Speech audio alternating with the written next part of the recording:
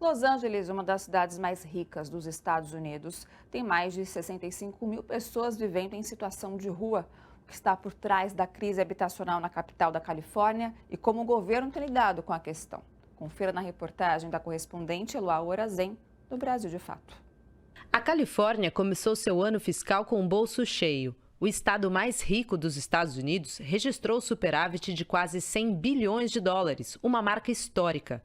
Com grana sobrando, literalmente, como explicar a crise de habitação que assola a área?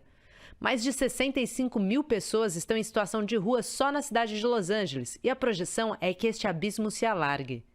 Something like 20,000, about 20,000 people are moved from the street into housing every year, but 25,000 go to the street. We have never had such extreme income inequity as we have now.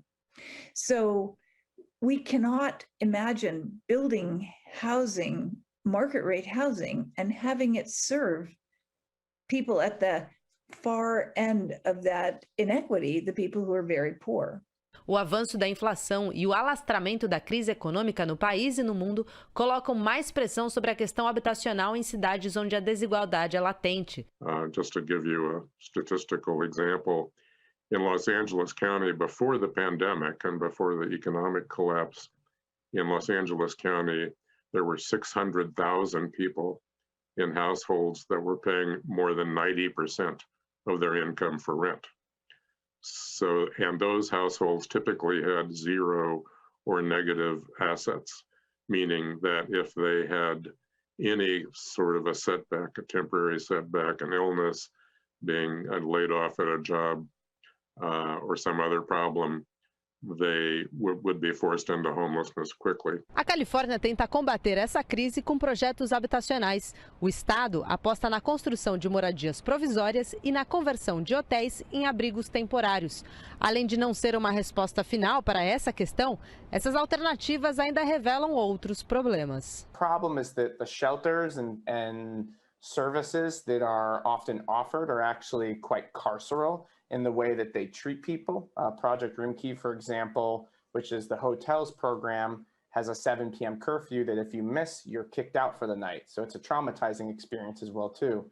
So I think a more gentle hand by the city is very needed.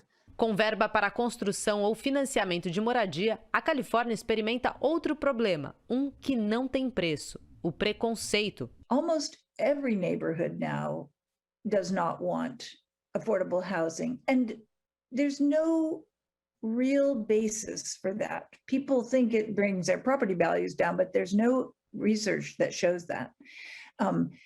Really, the people who are living on the street and the people who are supporting building housing for them are stuck between a rock and a hard spot, because there's very few sites now that don't cause political strain, contestation.